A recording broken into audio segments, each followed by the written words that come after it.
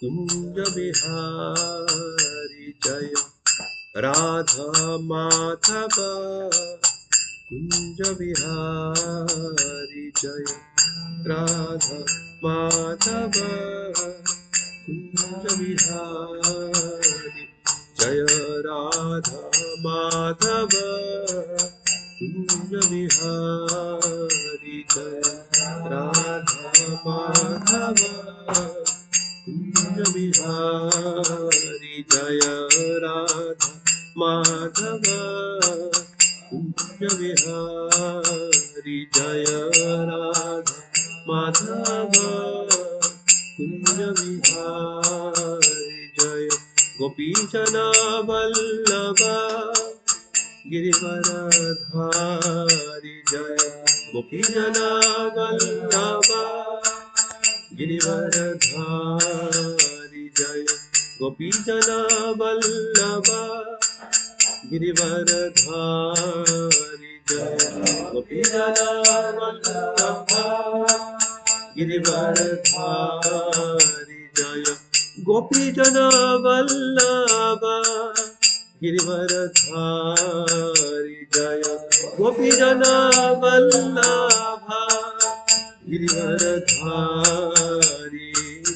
जशोदानंदन व्रजजनरंजन जशोदानंदन व्रजजनरंजन जशोदानंदन व्रजजनरंजन जशोदानंदन व्रजजनरंजन जशोदानंदन व्रजजनरंजन जशोदानंदन व्रजजनरंजन जमुना तीरा वनचारी जमुना तीरा वनचारी जमुना तीरा वनचारी जमुना तीरा वनचारी जमुना तीरा वनचारी जमुना तीरा वनचारी जय Radha Madhav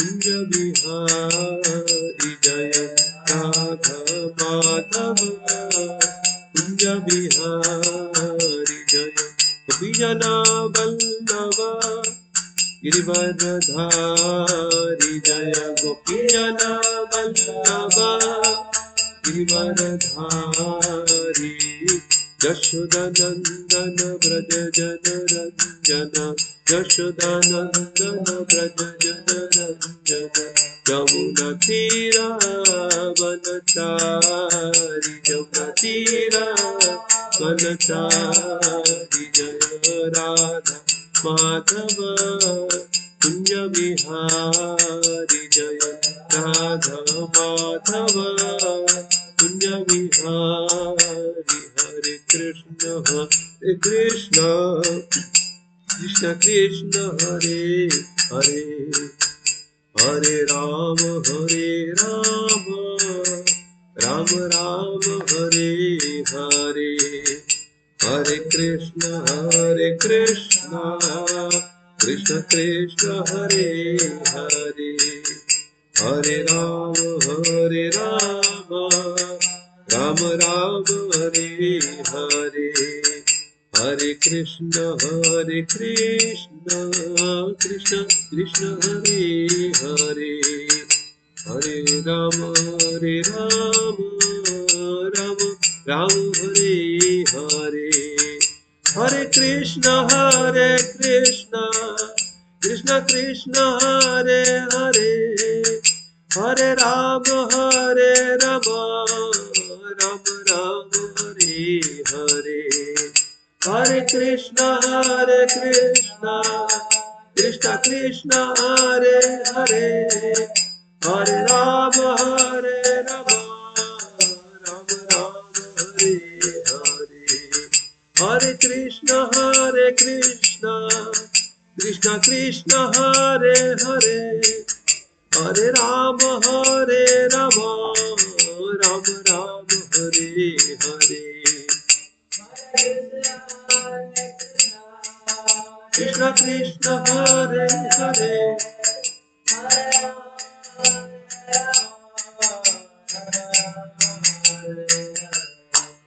Hare Krishna, Krishna Krishna, Hare Hare, Hare Rama, Rama Rama, Hare Hare, Hare Krishna, Krishna Krishna Krishna, Hare Hare, Hare Rama, Rama Rama, Hare Hare, Hare Krishna, Krishna Krishna Krishna, Hare Hare, Hare Rama, Rama Rama, Hare Hare, Hare Krishna, Krishna Krishna Krishna, Hare Hare, Hare Rama, Rama Rama, Hare Hare, Hare Krishna, Krishna Krishna Krishna, Hare Hare, Hare Rama, Rama Rama, Hare Hare, Hare Krishna, Krishna Krishna Krishna, Hare Hare, Hare Rama, Rama Rama, Hare Hare, Jai Jagannath, Jagannath, Baladeva, Jai Subhadra, Jai Jagannath, Jagannath, Baladeva, Jai Subhadra, Jai Radha, Madan Mohan, Radha, Madan Mohan, Radhe, Radha, Madan Mohan, Radhe, Jai Radha, Damodar, Radha, Damodar, Radhe, Radha, Damodar, Radha, Damodar, Radhe, Jai Jashoda Damodar, Jashoda Damodar, Jashoda Damodar, Jai Jashoda Damodar, Jai Jashoda Damodar, Jai Jashoda Damodar, Jashoda Damodar, Jai Jashoda Damodar, Jai Gauranitai, Gauranitai, Gauranitai, Jai Gauranitai, Gauranitai, Jaya Jaya Prabhupada, Prabhupada, Prabhupada, Prabhupada, Jaya Jaya Prabhupada, Prabhupada, Prabhupada, Jaya Jaya Prabhupada. Shri Shri Jagannath Baladev Subhadra Maharani ki jai, Shri Shri Radha Madan Mohan ki jai, Shri Shri Radha Damodar ki jai, Shri Shri Jashoda Damodar Bhagwan ki jai, Shri Shri Gaurnitai ki jai, Jagat Guru शिला प्रभुपाद की जय, समस्त भक्त वृंद की जय, अनंत कोटि वैष्णव भक्त वृंद की जय, पंचाकल्पतरुभ्यश्च कृपा सिन्धुभ्यो एव च पतितानां पावनेभ्यो वैष्णवेभ्यो नमो नमः। ग्रंथराज श्रीमद् भागवतम की जय।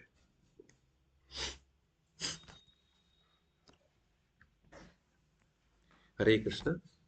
आज का सुबह का श्रीमद् भागवतम की कक्षा में आप सब लोगों का हार्दिक स्वागत है। जो लोग उपस्थित हैं और जो लोग ऑनलाइन सुन रहे या जो भविष्य में सुनेंगे, सबको हार्दिक स्वागत है।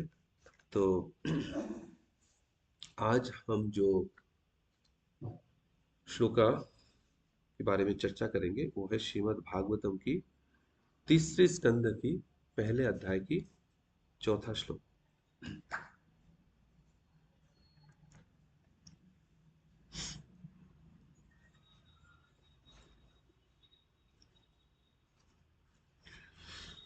ओम नमः भगवते वासुदेवाय।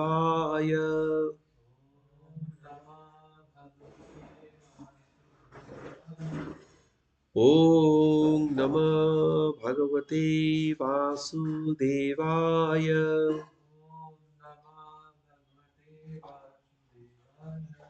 ओम नमः भगवते वासुदेवाय।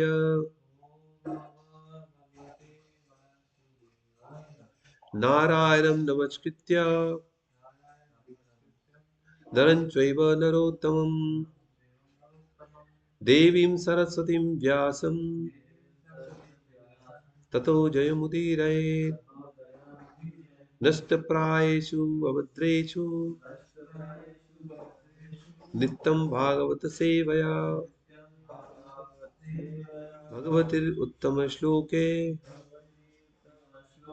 भक्तिर्भवति नैष्टकी।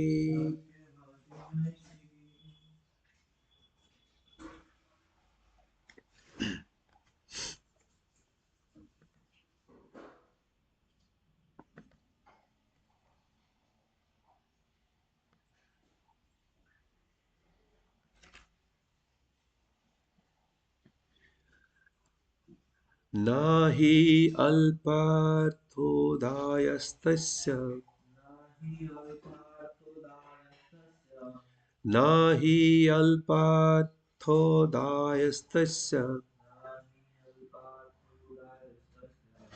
विदुरस्य मालात्मनः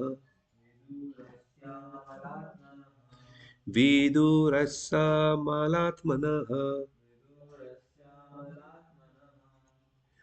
तस्मिन् वैरियसि प्रश्नः तस्मिन् वैरियसि प्रश्नः साधुवादोपबृंहितः साधुवादोपबृंहितः न हि अल्पार्थोदयस्तस्य विदुरस्य मलात्मनः तस्मिन् वरीयासि प्रश्नः साधुवादोपबृंहितः न हि अल्पार्थोदयस्तस्य विदुरस्य मलात्मनः तस्मिन् वरीयसि प्रश्नः साधुवादोपबृंहितः न हि अल्पार्थोदयस्तस्य विदुरस्य मलात्मनः तस्मिन् वरीयासि प्रश्नः साधुवादोपबृंहितः न हि अल्पार्थोदयस्तस्य विदुरस्य मलात्मनः तस्मिन् वरीयासि प्रश्नः साधुवादोपबृंहितः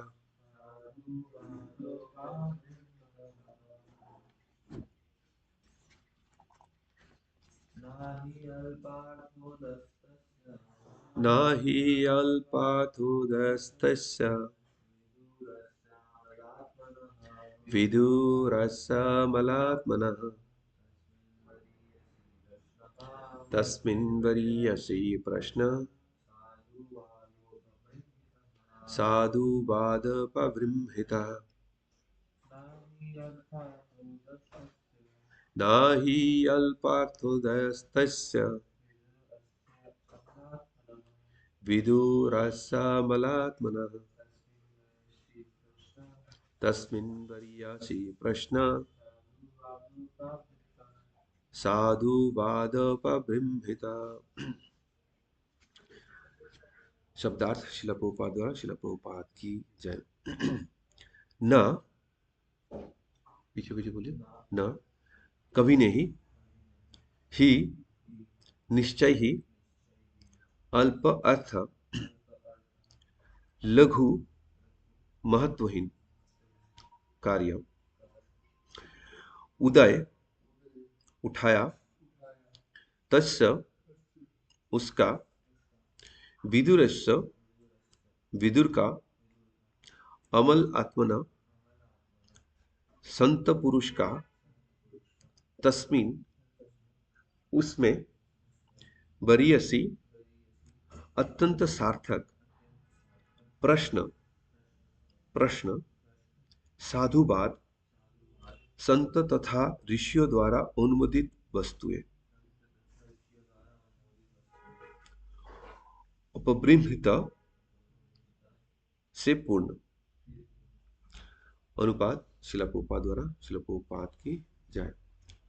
संत विदुर भगवान श्री कृष्ण के महान एवं शुद्ध भक्त थे। अतएव कृपालु श्री मैत्रेय मुनि से पूछे गए उनके प्रश्न अत्यंत सार्थक, उच्च स्तरीय तथा विद्य मंडली द्वारा अनुमोदित रहे होंगे। तात्पर्य शिला प्रभुपाद द्वारा। शिला प्रभुपाद की जय। विभिन्न श्रेणी के व्यक्तियों के बीच के प्रश्न तथा उत्तर का भिन्न भिन्न महत्व होता है। व्यापार विनिमय में व्यापारी व्यक्तियों द्वारा किए गए प्रश्न का आध्यात्मिक महत्व नहीं हो सकता। विभिन्न श्रेणी के व्यक्तियों में उठने वाले प्रश्न तथा उनके उत्तरों का अनुमान संबंधित व्यक्तियों के बौद्धिक स्तर से लगाया जा सकता है। श्रीमद् भगवद गीता में जो विचार विमर्श हुआ है वो भगवान श्री कृष्ण तथा अर्जुन के बीच हुआ, जो क्रमशः परम पुरुष तथा सर्वोपरि भक्त थे। भगवान श्री कृष्ण ने अर्जुन को अपना भक्त तथा मित्र स्वीकार किया। अतएव कोई भी विवेकवान व्यक्ति अनुमान लगा सकता है कि यह विचार विमर्श भक्ति योग के सिद्धांत पर आधारित था। वास्तव में संपूर्ण श्रीमद् भागवत गीता भक्ति योग के सिद्धांत पर ही आधारित है। कर्म तथा कर्मयोग में अत्यंत अंतर है। कर्म तो कर्ता द्वारा फल की भोग हेतु संयमित कार्य है, किंतु कर्मयोग श्री भगवान की तुष्टि हेतु भक्त द्वारा संपन्न किया गया कार्य है। कर्मयोग भक्ति पर अर्थात श्री भगवान को प्रसन्न करने पर आश्रित है, जबकि कर्म स्वयं कर्ता की इंद्रिय को प्रसन्न करने पर आधारित है।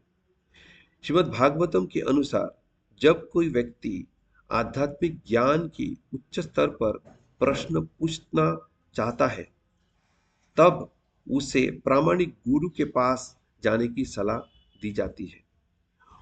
उस सामान्य व्यक्ति को जिस आध्यात्मिक बातों में कोई रुचि नहीं होती, उसे फैशन के रूप में गुरु के पास जाने की कोई आवश्यकता नहीं है।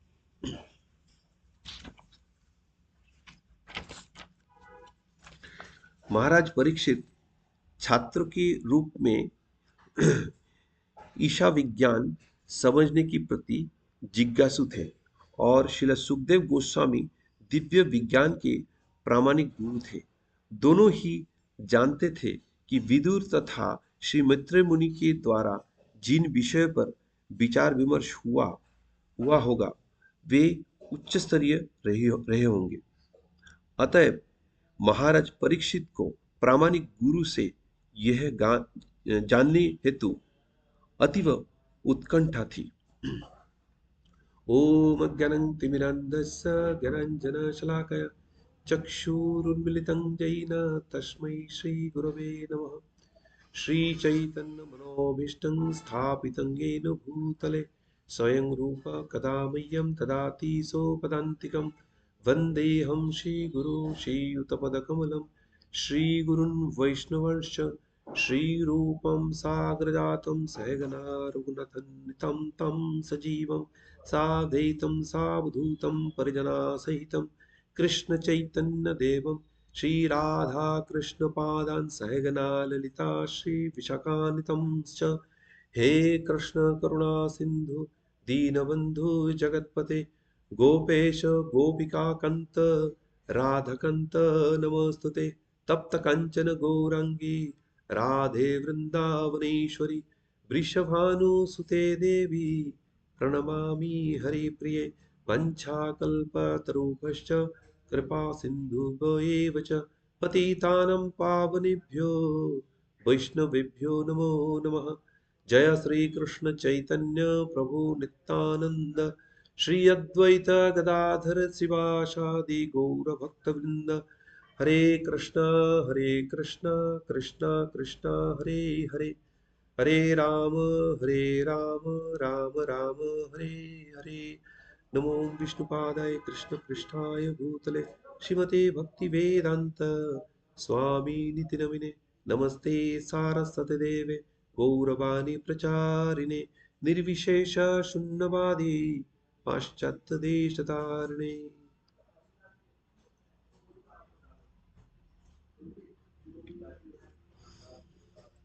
हरे कृष्ण। तो श्रीमद् भागवतम की तीसरी स्कंद की पहले अध्याय की चौथा श्लोक के बारे में आज हम चर्चा करेंगे। तो जैसे कि हम जानते हैं, दूसरी स्कंद की अंत में ये प्रश्न पूछे गए। परीक्षित महाराज की जो वार्तालाप है उसमें प्रसंग आ रहा है कि जो विदुर जी और मैत्री मुनि के बीच में जो वार्तालाप हुआ था, इसके बारे में सवाल पूछे गए हैं। तो विदुर जी, हम जानते हैं कि हस्तिनापुर में मंत्री के पद में थे और उनके जो दो भ्राता थे, धृतराष्ट्र और पांडु, पांडु जल्दी ही चले गए थे। और धृतराष्ट्र पांडु की अनुपस्थिति में, मतलब पांडु जब चले गए थे, तो उनके बाद उनके राज्य संभाल रहे थे और विदुर जी उनको सलाह देते थे राज्य को चलाने के लिए। तो विदुर जी कभी भी जब उनको सलाह देते थे तो कभी भी आ, उसको नरम करके ऐसे नहीं बोलते थे, शुगर कोटिंग नहीं करते थे। जो सही है सच सच बता देते थे, कभी डरते नहीं थे। जबकि वो दासी पुत्र थे, फिर भी वो कभी डरते नहीं थे। उनके साम्राज्य पे कोई अधिकार नहीं था, संपत्ति पे कोई अधिकार नहीं था। और पिछली बार जैसे हमने डिस्कस किया था कि भीष्म पितामह ने उनके लिए पूरी अरेंजमेंट बना रखे थे कि उनको किसी चीज का कोई कमी नहीं थी। तो विदुर जी जब इस प्रकार सलाह देते थे तो धृतराष्ट्र कभी कभी जब विचलित होते थे। संजय ने एक बार ऐसे कड़ी वचन में कुछ बताया था धृतराष्ट्र को, जो कार्य कर रहे वो अनुचित है ऐसे बताए थे। तो उसके बाद वो रात भर सो नहीं पाए, पूरी तरह से विचलित हो गए थे। तो उसके बाद अगले दिन विदुर को बुलाए और मन को शांत करने के लिए विदुर से उपदेश सुनना चाहा। तो विदुर ने उसके बाद जो वचन बताए वो महाभारत में उद्योग पर्व में 7 अध्याय ऐसे है जिसमें विदुर ने कंटिन्यूअसली उनको ऐसे उपदेश दिया जिसको विदुर नीति बोलते हैं।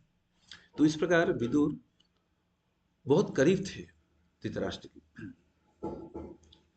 और एक बार जब उन्होंने ये सलाह दिया उनको, धृतराष्ट्र को, कि दुर्योधन जो कार्य कर रहा है वो ठीक नहीं है, वंश के लिए ठीक नहीं है, और भी उन्होंने जब बोला तो धृतराष्ट्र तो कभी भी समझ नहीं आता, वो जन्म से अंध थे और उनको आध्यात्मिक तरीके से भी अंध थे।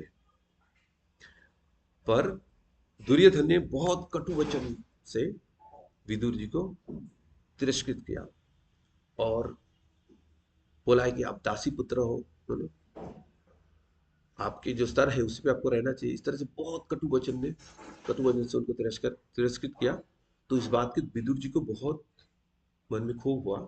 तो उन्होंने वो धनुष वहां पे जो प्रसाद की उसमें द्वार पे रखे, वो वहां से अपनी जो रिश्तेदार और अपनी पत्नी पुत्र किसी से भी मिले नहीं, बंधु बांधव से किसी से भी मिले नहीं, वहीं से सीधा तीर्थ करने के लिए वो निकल गए। तो विदुर जी इतने महान भक्त थे कि उन्होंने मन के अंदर कोई गलत भाव नहीं रखा, करज नहीं रखा। उन्होंने सोचा ये भगवान की ज्ञान के लिए, आध्यात्मिक ज्ञान के लिए ये अच्छा मौका है। तो वो निकल गए तीर्थ करने के लिए। और विदुर जी एक उच्च कोटि के भक्त थे। युधिष्ठिर महाराज उनकी बुरी प्रशंसा करते हुए बाद में ऐसे कहा था कि आप जिस तीर्थ में जाते हो, जहां भी जाते हो, वो तो तीर्थ बना देते हो। आप इतने पवित्र हो कि भगवान आपके साथ साथ रहते हैं। जहां जाते हो आप उसको पवित्र कर देते हो। तीर्थि कुर्वन्ति तीर्थानि। तो उसके अलावा विदुर जी के ज्ञान बहुत थे, बहुत ज्ञानी थे, क्योंकि वो यमराज की इनकारनेशन थे। पिछले बार हमने डिस्कस किया था कि मांडव मुनि जो उनको श्राप दिए थे, इसके चलते वो विदुर बन के आए, शूद्र पुत्र बन के आए, और उनकी अनुपस्थिति में आर्यमा उनके यमराज की कार्यभार संभाल रहे थे। तो विदुर जी भगवान की इतनी उच्च कोटि के भक्त थे कि भगवान हस्तिनापुर पे आते थे तो उन्हीं के घर पे जाते थे, उनसे मिलने के लिए उन्हीं के घर पे भजन भोजन करते थे। तो एक बार जब उन वो हस्तिनापुर पे आए तो दुर्योधन उनको अपने घर पे भोजन करने के लिए निमंत्रण दिए थे। तो भगवान बोलते हैं कि दो कारण से आपके घर पे मैं नहीं जाऊंगा। कोई व्यक्ति भोजन इसलिए करता है कि उसको बहुत भूख अगर लगता है तो भोजन करता है, पर मेरे को तो बहुत भूख लगा नहीं। और दूसरी बात, अगर किससे बहुत करीबी रिश्ता होता है उसके घर पे जाके कोई भोजन कर सकता है, पर ना तो मुझे भूख लगा है और ना तो आप मेरे बहुत करीब के रिश्तेदार हो, क्योंकि आप पांडवों के साथ जो व्यवहार कर रहे हो उसके चलते तो आपको कोई मतलब दुश्मनी कह सकता है। आप मेरे करीब तो नहीं हो। तो उसके बाद वो वहां से चले और विदुर जी के घर पे चले गए। विदुर जी घर पे थे नहीं, विदुरानी थे। तो भगवान को देख के वो इतना भक्ति में तल्लीन हो गई कि वो केला खिलाना चाह रही थी, तो केले का छिलका खिला रही थी और केला फेंक रही थी। पर भगवान वो बोला अष्टामी प्रयतत्मना, भक्ति से वो अर्पण कर रहे थे, कर रही थी, तो भगवान ने ग्रहण किया। तो विदुर और विदुरानी के साथ भगवान की इतनी आ, करीब के रिश्ता था। तो भगवान इस प्रकार रेसिप्रोकेट करते थे। तो जब वो तीर्थ करने निकले तो वो सबसे पहले उद्धव जी से मिले। बहुत तीर्थ भ्रमण करने के बाद यमुना के तट पे उद्धव जी से मिले। तो उद्धव जी से उन्होंने कभी, जो उनको पता था, विदुर जी को पता था कि भगवान चले गए, अपने धाम चले गए, तो वह उद्धव जी को उन्होंने ऐसा कुछ नहीं बताया। क्योंकि मैंने पिछली बार बताया था कि ये एक वो है कि don't be bearer of the bad news. खराब कोई संवाद है तो उसको हो सके तो उसको अवॉइड करना चाहिए किसी को देने के लिए। उन्होंने दो बार ऐसा किया। एक बार तो उद्धव जी को ये संवाद नहीं दिया, बाद में जो वापस आए थे हस्तिनापुर तब भी पांडवों को ये संवाद नहीं दिया था कि भगवान चले गए। बाद में नारद मुनि आके खबर दिए थे। तो उद्धव जी से जब उन्होंने भगवत ज्ञान के बारे में पूछा तो उद्धव जी बोले मैत्र मुनि पास में ही है, आप उनसे जाके मिलो। हरिद्वार में थे मैत्री मुनि तब, और मर्यादा के अतिक्रमण होता अगर वो उम्र में कम थे उद्धव जी, और विदुर जी काफी बुजुर्ग थे, तो इसलिए उन्होंने सोचा कि दूसरे बुजुर्ग है मैत्र मुनि, उन्हीं से उनका शिक्षा प्राप्त करना सही है। तो इन्होंने उनको वहीं पे भेज दिया और खुद बद्री के आश्रम के लिए चले गए उद्धव जी। तो उसके बाद गंगा के तट पे हरिद्वार पे जब विदुर जी आए, मैत्री मुनि से वो प्रश्न पूछने लगे। तो ये जो कुछ सवाल है वो पूछे, वो बहुत ही गूढ़ प्रश्न थे। हमने पिछली बार भी बोला था कि तीसरे स्कंद और चौथी स्कंद के जो सारे टॉपिक है वो सारे विदुर जी और मैत्री मुनि की वार्तालाप पे है, आधारित है। तो ये सारे जो डिस्कशन इसलिए हो रहा है क्योंकि ये जो क्वेश्चन पूछे गए थे, श्री श्री जगन्नाथ बलदेव सुभद्रा महारानी की जय, श्री श्री राधा मदन मोहन की जय, श्री श्री गोपिका की जय। तो दूसरे स्कंद के अंत में जो क्वेश्चन पूछे गए थे कि विदुर जी अपने जो रिश्तेदार है और बाकी जो बंधु बांधव है सबको छोड़ के, उनको छोड़ के जाना इतना आसान नहीं होता, उनको छोड़ के क्यों चले गए, और अगर छोड़ के चले गए तो वापस क्यों आ गए। और उन्होंने जो भ्रमण किया तो वहां पे क्या क्या कार्य किया, और मैत्री मुनि के साथ उनके जो वार्तालाप हुआ वो बहुत ही उच्च स्तर के वार्तालाप हुआ होगा, आध्यात्मिक ज्ञान से परिपूर्ण वार्तालाप हुआ होगा, तो उसके बारे में बताइए। तो ये 4 सवाल पूछे थे, तो इन्हीं चारों सवाल के जवाब देते हुए अभी उत्तर दिया जा रहा है। तो ये जो सवाल है, चाहे ये सुत गोस्वामी जो सोनकादि ऋषि को जो सवाल के जवाब दे रहे थे, या तो सुखदेव गोस्वामी जो परीक्षित महाराज और बाकी मुनि ऋषि सबको जवाब दे रहे थे, ये बहुत उच्च स्तर की वार्तालाप हो रहा था, आध्यात्मिक स्तर का। और जब परीक्षित महाराज सुन रहे थे तो उनके साथ साथ नारद मुनि भी थे, व्यासदेव भी थे, पराशर मुनि भी थे, और भी बहुत सारे उच्च कोटि के भक्त थे जो सुन रहे थे। तो ये बहुत एलिवेटेड लेवल का डिस्कशन है। आमतौर पे जो हम देखते हैं, जो साधारण व्यक्ति है वो साधारण विषय के बारे में बातचीत करते हैं, और वो भी अपने जो भौतिक उन्नति के लिए जो भी उनको लाभदायक लगता है उसी के विषय में वो लोग चर्चा करते हैं, और इनकी चर्चा के विषय से हम समझ सकते हैं कि उनका स्तर क्या है। एक बार बहुत पहले, जब भक्त बने भी नहीं थे, तो किसी एक स्टूडियो पे गए थे, श्री श्री राधा दामोदर श्री श्री जशोदा दामोदर, ऐसे देखने के लिए जो कैमरा का कुछ कैमरा का शोरूम इस टाइप का था या वैसे कुछ था, तो वो लोग टीवी पे ऐसे दिखा रहे थे कि आप यहाँ बैठो और आपके अलग अलग लाइटिंग किया जाएगा और उसमें अलग अलग आवाज किया जाएगा, तो उस आवाज से आप समझ जाओगे कि आपको आंख बंद कर लोगे तो आपको पता लगेगा कि आप कहाँ पे हो। तो जैसे कोई टॉय शोरूम है तो वहाँ की जो आवाज होता है उससे पता लग जाएगा, हाँ मैं जैसे वहाँ पे हूँ। मार्केट है, मार्केट का आवाज होगा तो ऐसे, एयरपोर्ट का आवाज होगा ऐसे।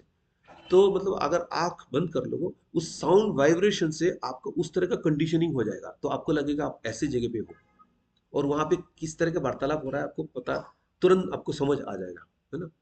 तो उससे सिर्फ साउंड वाइब्रेशन से आपका कंडीशन तो हो ही जाता है, और उससे आप पता भी कर सकते हो कि कहाँ पे हो, वहां पे लोगों का बीच में क्या क्या वार्तालाप चल रहा होगा, लोगों का मनोभाव क्या है, ये हम समझ सकते हैं। तो लोगों का ये थोड़ा आदत रहता है, जैसे बोलते हैं ना, birds of the same feather falls together. एक तरह का जो समभावापन्न व्यक्ति होते हैं, सब एक साथ जुड़ के उसी विषय में वार्तालाप करना पसंद करते हैं। बिजनेसमैन मिलेंगे तो बिजनेस के बारे में बात करेंगे, कैसे ज्यादा पैसा बनाया जाएगा, तो इसी के विषय में बात करेंगे। तो अगर दो रोगी मिलते हैं, जैसे एक व्यक्ति का बहुत बीमारी बहुत ज्यादा है, तो वो सोचता रहता है, दिन भर डिप्रेस्ड रहता है, ठीक है, पर उसको दूसरा और कोई ऐसे बीमार व्यक्ति मिल जाता है, वो भी बहुत बीमारी की दुख से बहुत तड़प रहा है, पर दोनों जब मिलते हैं थोड़ी बहुत उनके अंदर खुशी होती है, क्योंकि मैं ही नहीं, ये भी तड़प रहा है, ये भी दुख झेल रहा है। तो उनके बीच में जो वार्तालाप होगा, ये भगवान के विषय में तो वार्तालाप पक्का नहीं होगा। वो यही पूछ रहे होंगे एक दूसरे से कि आपका बीमारी से आपको क्या क्या तकलीफ हो रहा है, खा पी रहे हो, पा रहे हो क्या, चल पा रहे हो क्या, ये सभी बातचीत होगा उनके बीच में। और जब कोई दो भोगी मिलेंगे, इनको भोग कैसे ज्यादा करना है, इसी के विषय में बातचीत होता रहेगा इनके बीच में। तो अपनी अपनी, और ऐसा है कि एक बिजनेसमैन होगा तो उसके अपने बिजनेस की, जैसे कोई समझ लीजिए कि कोई गाड़ी का बिजनेस है किसी का, तो गाड़ी का बिजनेस जो होगा वो जो सब्जी बेच रहा है उसके बिजनेस से उसका ज्यादा कुछ मतलब नहीं होगा, एकदम प्रिसाइजली अपने एरिया का जो होगा उसी के विषय में बातचीत करना पसंद करें।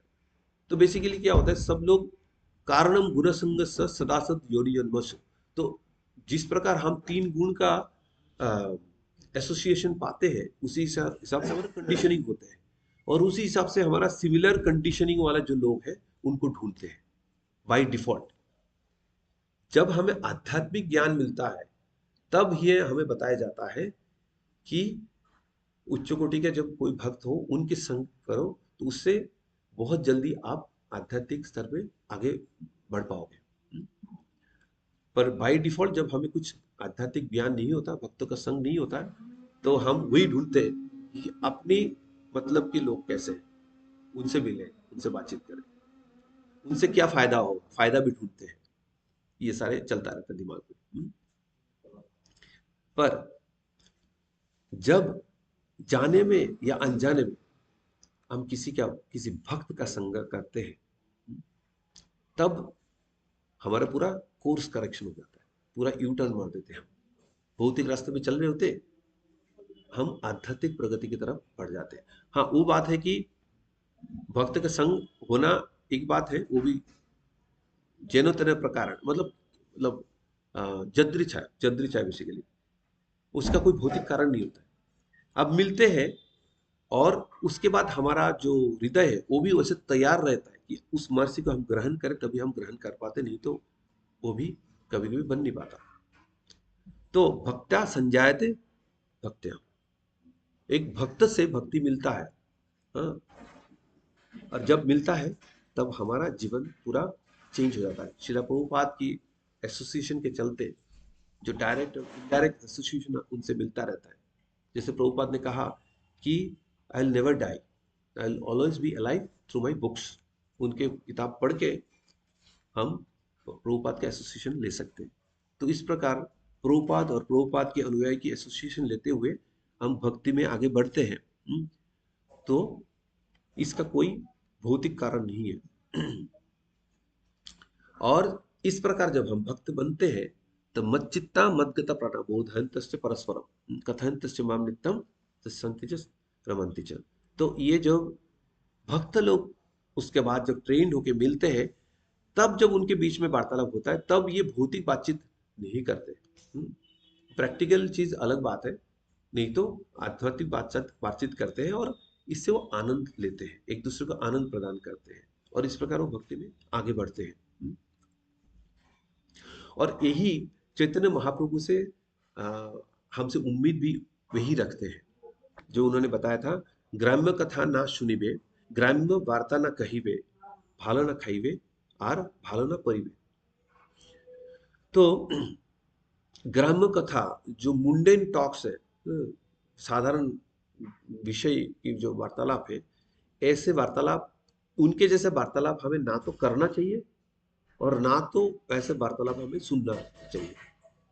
तो जैसे कोई जब कोई अपराध करते हैं, किसी भक्त का निंदा करते हैं, तो ये कहा जाता है ना तो हमें ऐसे निंदा करना चाहिए और ना तो ऐसे निंदा हमें सुनना चाहिए। जैसे हरिदास ठाकुर का जो स्टोरी है उसे हम सुनते हैं कि सुनना भी नहीं चाहिए। तो उसी प्रकार ये तो चलो हायर लेवल का ऑफेंस है जिससे हमारा ज्यादा नुकसान होगा, बट ये भी बात है कि हमें साधारण वार्तालाप जो वैश्विक वार्तालाप है वो भी नहीं सुनना चाहिए और ऐसे बात करना भी नहीं चाहिए।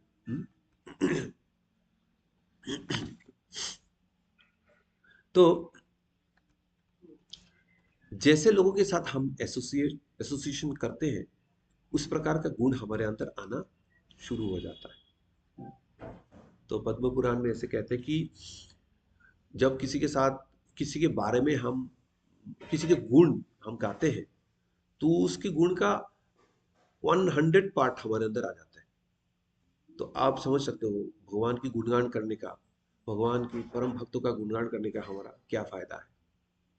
इसका मतलब डायरेक्ट फायदा है। श्रीमद् भागवतम में भी ये बताया गया है। जी, नवोदय जोगिंदर का जो प्रसंग आता है तो उसमें बताया गया है कि जब हम किसी भक्त का गुणगान करते हैं, वो भी डिवोशनल सर्विस है, वो भी भक्ति है।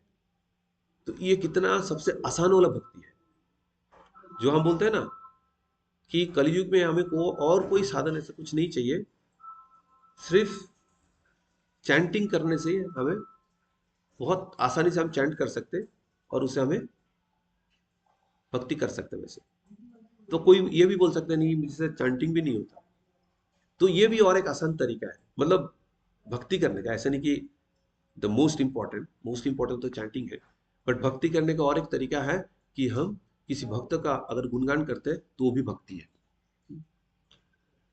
तो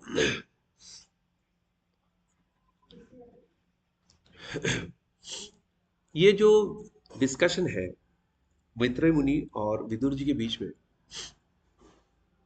ये आध्यात्मिक स्तर पे है, आध्यात्मिक विषयों के बारे में डिस्कशन हो रहा है। ये कोई मटेरियल गेन के लिए, जो भौतिक उन्नति के लिए ये सब बातचीत नहीं हो रही यहाँ पे। हम अगर हम भौतिक उन्नति के लिए कोई भी कार्य करते हैं तो प्रभुपाद ने जैसे कहा कि ये बहुत सारे जीरोस की बराबर है। हमारा उन्नति हो भी जाता है तो बहुत सारे जीरोस की बराबर है। अपने चेक लिख के किसी को दे दिया और सोचा कि हम बहुत मोटी रकम देंगे, 000 डाल दिया, चेक साइन कर दिया, सामने 1 डालना भूल गए, तो ये घूम फिर के जीरो ही हो गए। पर जब हम कृष्ण को रखते बीच में कार्य करने में, या हमारे जो संवाद है उसके बीच में हम, या हमारे सोच में कृष्ण को रखते, तो ये संपूर्ण हो जाता है। तो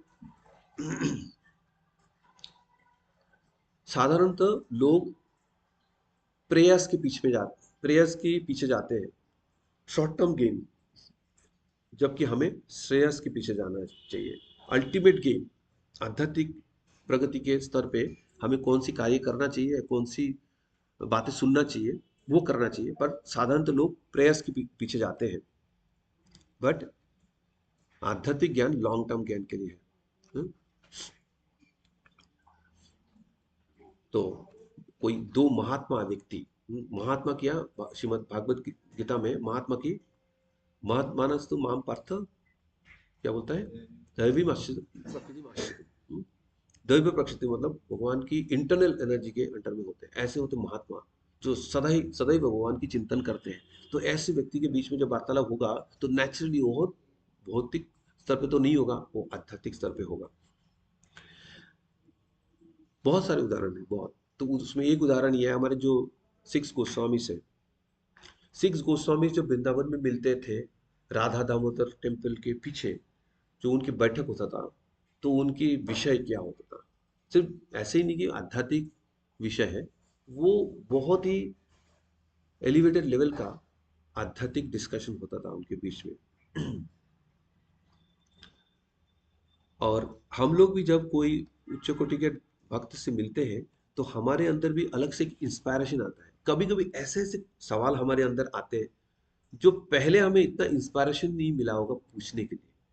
जब ऐसा लगता है कि ये व्यक्ति बहुत ही एलिवेटेड डिवोटी है, उनको हम ये सवाल पूछ सकते हैं, उनके पास जरूर उसका उत्तर होगा, हमारे मन में विश्वास हो जाता है। तो ऑटोमेटिकली हमें हमारे मन में ऐसे सवाल आता है, हम पूछते भी। तो ये फायदा होता है उच्च कोटि का कोई भक्त से मिलने का फायदा। और ये जब हम आध्यात्मिक विषय में बात करते हैं तो हमारे हृदय बहुत संतुष्ट होता है, सेटिस्फेक्शन मिलता है। कैसे? सवाई पंसम पर धर्मो यथो भक्ति अधक्षते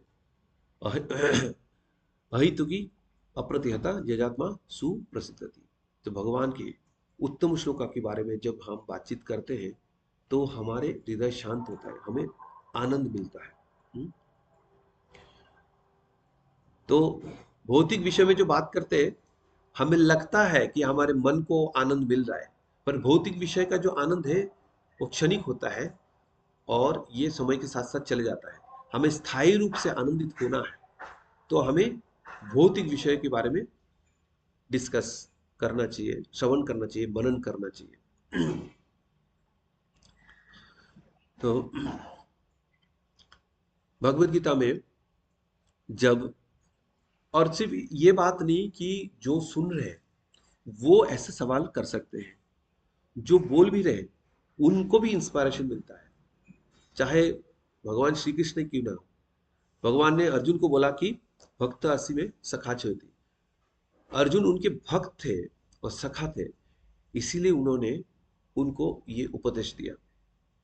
कोई आम व्यक्ति को इतने गुण लेवल का उपदेश भगवान नहीं देते, चाहे अर्जुन हो या बाद में उद्धव जी हो। इनको भगवान ने इतनी गूढ़ ज्ञान दिया भगवान के बारे में। तो इस आधार पे कोई भी समझ सकता है कि ये मैत्री मुनि और विदुर जी के बीच में जो वार्तालाप हुआ होगा वो किस उच्च कोटि का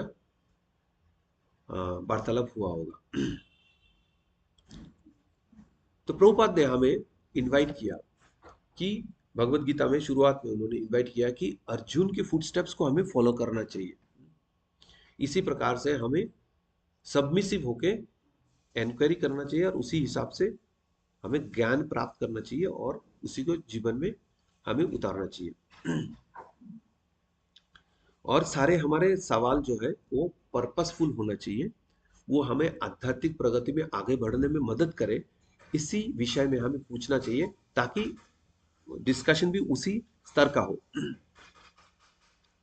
तद्विधि प्रणिपातन प्रणिप्रश्न सेवा, कि प्रणिप्रश्न मतलब हमें उसी लेवल का क्वेश्चन पूछना चाहिए जिससे हमें आध्यात्मिक प्रगति में मदद मिले। प्रभुपाद ये भी बताते परपोर्ट में कि भागवत गीता भक्ति योगा पे आधारित है। तो इसलिए शिला प्रभुपाद ने जो भक्ति वेदांत तो परपोर्ट दिए हैं वो पूरा भक्ति के विषय में है। तो कोई ये पूछ सकता है कि भगवत गीता में भगवान ने हर एक चैप्टर में भक्ति के बारे में कहा बोला? एक दो चैप्टर में बोले होंगे, पर हम अगर देखेंगे, मैंने खुद देखा कि सेकंड से लेके जो भगवान ने जहां पे बोलना शुरू किया, मेनली सेकंड से लेके 18 चैप्टर तक हर एक में भक्ति योग के बारे में बताया गया। हर एक में कम से कम एक श्लोक मिलेगा ही जो प्योर डिवोशनल सर्विस के बारे में बताया गया। और इसी बात के लिए शिला प्रभुपाद ने भी भक्ति वेदांत परपोर्ट दिया है हमें। कोई कर्म योगा जो होता है ना, कर्म कांड, ज्ञान कांड, सब विषय भांड, तो ये सब जो हमारे आचार्य लोग जानते हैं, नरोत्तम दास ठाकुर जानते हैं, बाकी आचार्य लोग जानते हैं कि ये सब हमने बहुत जीवन तक किया है, इसका कोई फायदा नहीं हुआ है। नाना जोनियों में हम फिरते रहे, कदर भक्षण किया, और कभी हमें भगवान पे मति नहीं आया। तो ये कोई कोई कर्म करता रहता है, कर्म ही धर्म ऐसे कल के बोल के लोग कुछ भी करते रहते हैं, कर्म के नाम पे विकर्म करते रहते हैं। भगवत गीता की ज्ञान जब किसी को हम देने जाते हैं, बोलते हैं हम कर्मयोग कर रहे हैं, कर्मयोग कर रहे हैं, चाहे अपनी मन के हिसाब से कुछ भी करें, कर्मयोग कर रहे हैं। पर कर्मयोग जो हमें प्रभुपाद ने पूरी अच्छी तरह से बताया गया कि कर्मयोग, योग का मतलब भगवान के साथ जोड़ना। तो कर्म ऐसे करें ताकि भगवान प्रसन्न हो। अब वो प्रसन्नता की अलग अलग लेवल है, कोई सकाम कर्म योगा कर सकता है बाद में, और जब भगवान से जुड़ा होगा तो निष्काम कर्म योगा करेगा। तो कर्म जो करना तो वो तो करेगा, पहले तो कर्म जो करता है वो अपना करता है और उसमें अपनी लिए ज्यादातर बचा के रखता है, भगवान को थोड़ा बहुत देता है, तो सकाम कर्म योग हो गया। उसके बाद वो जो कर्म उसको करना है उससे पूरा अटैच है, पर फल जो मिलता है वो सारे भगवान को देता है, वो हो गया निष्काम कर्म। और उसके बाद जब अपने कर्म को भगवान के नाम पे समर्पण कर देता है, गुरु के आदेश पे कार्य करता है और फल भी भगवान को अर्पण कर देता है, तो भक्ति योगा पूरी तरह से भक्ति योगा होगी। तो इस प्रकार प्रभुपाद ने हमें सीधी तरह से बताया हुआ है, ठीक है। बाकी सबको ज्ञान नहीं है तो अपने अपने कर्म करते रहते हैं, बोलते हैं ईमानदारी से करो, मुश्किल से हो सकता है ईमानदारी से कार्य कर रहे होंगे, और उसी को कर्मयोग बोलते हैं। अब भौतिक ईमानदारी और आध्यात्मिक ईमानदारी में बहुत अंतर है। क्योंकि भगवान को ऑफर ना करके हम खाते तो चोर बोला जाता है।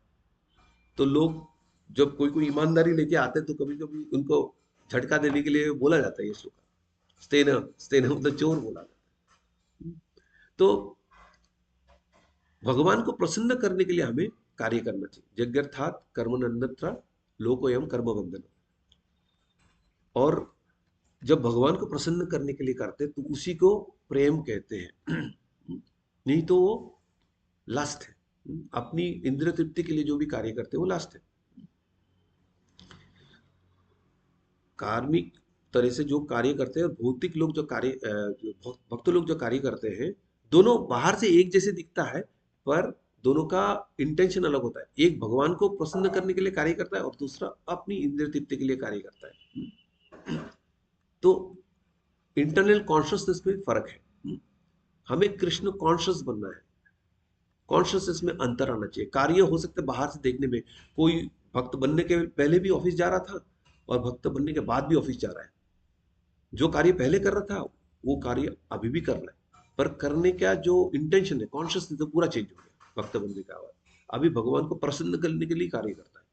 और ये प्रसन्नता सिर्फ इस बात पे ही स्थित नहीं है कि जो पैसा हमें मिलता है, जो सैलरी मिलता है, उसी से भगवान के लिए कुछ करके कुछ भगवान को अर्पण करते हैं। जो भी सिर्फ इतना नहीं है, हर एक कार्य, चाहे कोई ईमेल भी भेज रहा है, चाहे किसी से बातचीत कर रहा है, हर एक कार्य में वो भगवान को जोड़ सकता है। तो इस प्रकार हमारे कॉन्शियसनेस जैसे जैसे डेवलप होता जाएगा, जैसे ऑस्टेरिटी ऑफ स्पीच बोलते हैं, हम बातचीत करते हैं, जो 17 चैप्टर का 5th वर्स है, इसमें बताया जाता है कि ऑस्टेरिटी ऑफ स्पीच क्या है। तो ये कोई भी प्रैक्टिस कर सकता है, किसी भी स्थिति में प्रैक्टिस कर सकता है। किसी को अनुद्विग्न, मतलब उद्वेग नहीं देना है किसी को। अनुद्विग्न कर्म बक्का सत्यम प्रिय हितम च। सो उन सत्य भी बोलना चाहिए, प्रिय भी बोलना चाहिए, किसी के हित के लिए बोलना चाहिए। हाँ, हित कामाया, जैसे अर्जुन को भगवान बोलते हैं आपकी हित के लिए मैं बात कर रहा हूं। आप भी देखना, किसी व्यक्ति को अगर उनको सुधारने के लिए आप कुछ बोलते हो, तो अगर आप बोलते हो ना आपकी हित के लिए सही है, तो सुनता है। तो हित का, नहीं तो नहीं सुनता। वही बात आप बोलोगे, ये बात ना बोल के, तो सुनेगा नहीं। सत्य भी बोलना चाहिए, और उसको उद्विग्न नहीं करना चाहिए, और उसको प्रिय लगना चाहिए। कोई कोई लोग बोलता है ना, मैं तो भाई मुंह पे बोल देता हूँ, सच तो कड़वा होती ना, ऐसे बोल के बोल देते हैं। बट आपको कड़वा सोच बोलने के लिए भगवान नहीं बोल रहे ना, अब वो लोग प्रिय वचन में बोलने के लिए बोल रहे हैं। अब गुरु कड़वा वचन बोलते हैं, वो अलग चीज है। सुधारने के लिए उनके अधिकार है अपने शिष्य पे। शास्त्र भी कभी कभी कड़वा वचन बोल देते हैं, वो अधिकार है। पर आम भक्त को कोई ऐसा अधिकार नहीं है। तो उस हिसाब से हमें ऐसे कड़ी वचन नहीं बोलना चाहिए, हमें मीठा, उसको प्रिय बोलना चाहिए। तो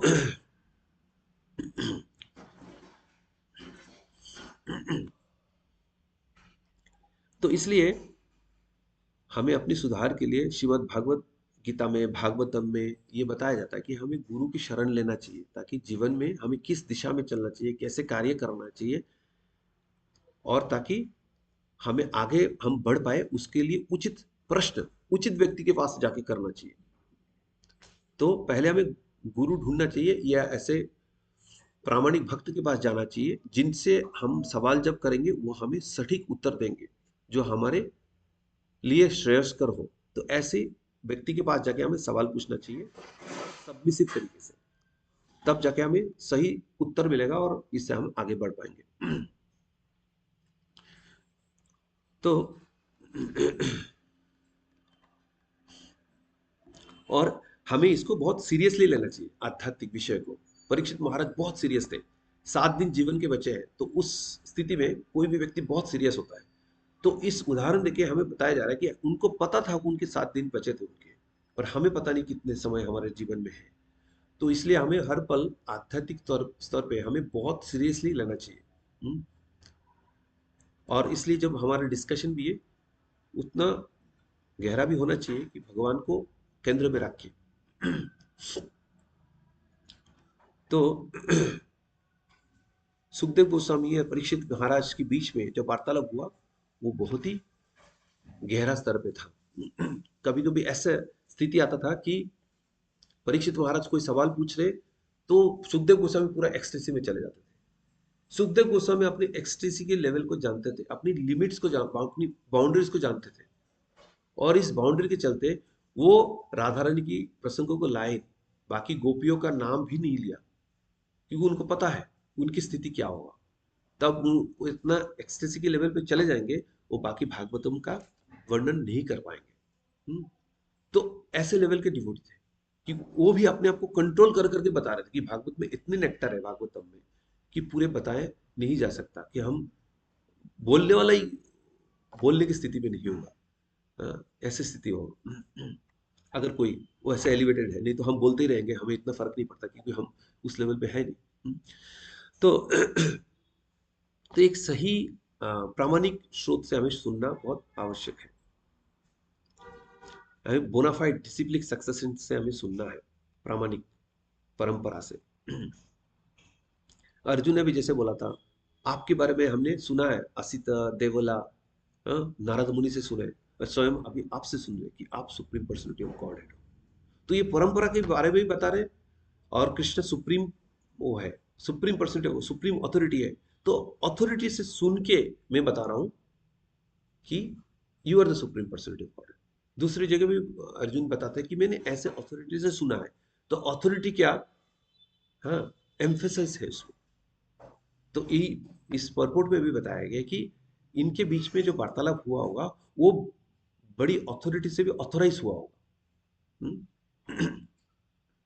तो गुरु साधु शास्त्र की आधार पे हमें बोलना चाहिए, और इसी आधार पे अपनी कार्य भी करना चाहिए। और तो ये मतलब अथॉरिटी से अप्रूव है, तो अप्रूव कार्य हमें करना चाहिए। गुरु साधु शास्त्र वाक्य तीने ते कर्या ऐक्य। श्रीमद् भागवतम में भी हम देखते हैं, ऐसा नहीं कि हमेशा दो व्यक्ति के बीच में वार्तालाप हो रहा है तो प्रसंग वहीं पे सीमित रहता है, ऐसा नहीं है। ये जैसे हम सुखदेव गोस्वामी, सुत गोस्वामी, शौनक ऋषि के बीच में जो वार्तालाप हो रहा है, तो जाता है परीक्षित महाराज और सुखदेव गोस्वामी के बीच में, तो वो और किसी प्रसंग को लाते हैं। हो सकता है दूसरी जगह पे नारद मुनि और नर नारायण ऋषि के बीच में वार्तालाप हो रहा है, ये बता रहे हैं। कभी कभी पीछे देखा हमने ब्रह्मा जी और नारद मुनि के बीच में बातचीत हो रहा है, तो उसके बाद ब्रह्मा जी और भगवान के बीच में जो बातचीत हुआ था चतुश्लोकी के बारे में। तो ऐसा कर करके एक एक जो एंड ऑफ 10th कैंटो हम देखते हैं, 89 और 90 चैप्टर में, 89 आई गेस और 87 जो प्रसंग आता है ना कि पर्सोनिफाइड वेदर्स के प्रेयर से, तो उसमें भी ऐसे प्रसंग आता है, एक के बाद एक नेस्टेड नेस्टेड प्रसंग आता है।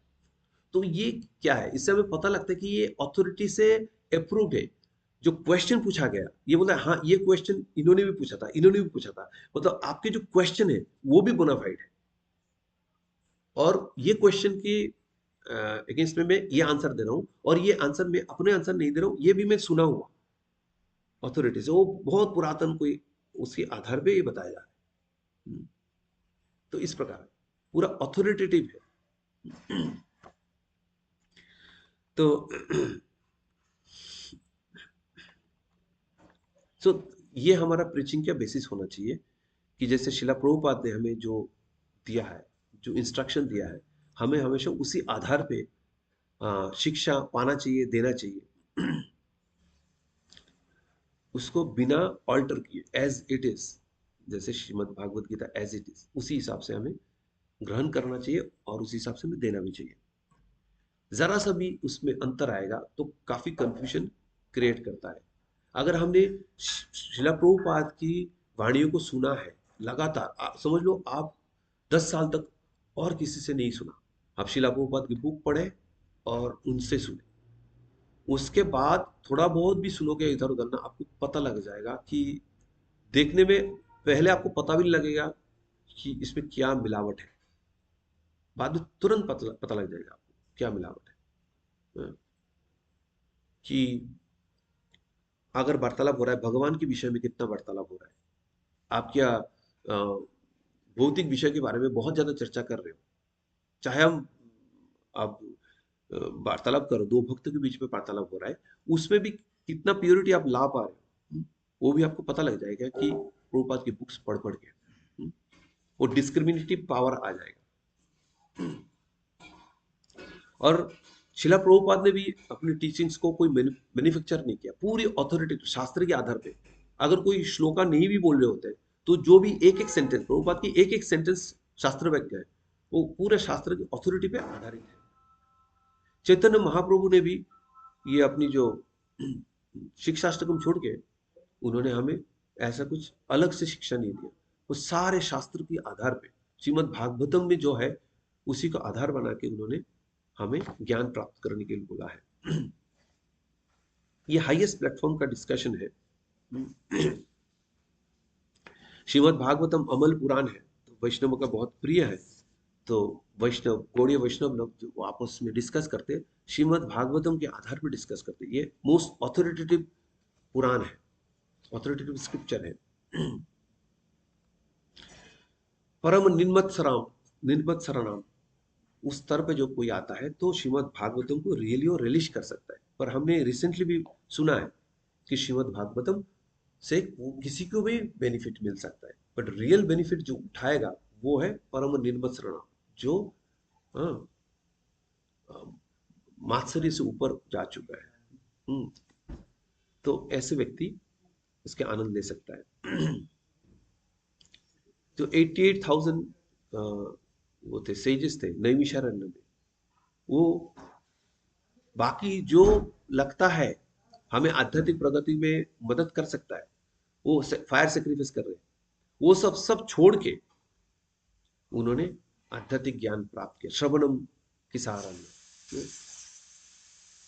तो जैसे मैस्लो का मोटिवेशन का हायरार्किकल चार्ट है, तो इसमें बोलते हैं कि इस तरह से बेस लेवल से हम धीरे रोटी कपड़ा मकान ऐसे करते करते हम ऊपर की तरफ जाते हैं, और एंड में क्या आता है, सेल्फ एक्चुअलाइजेशन।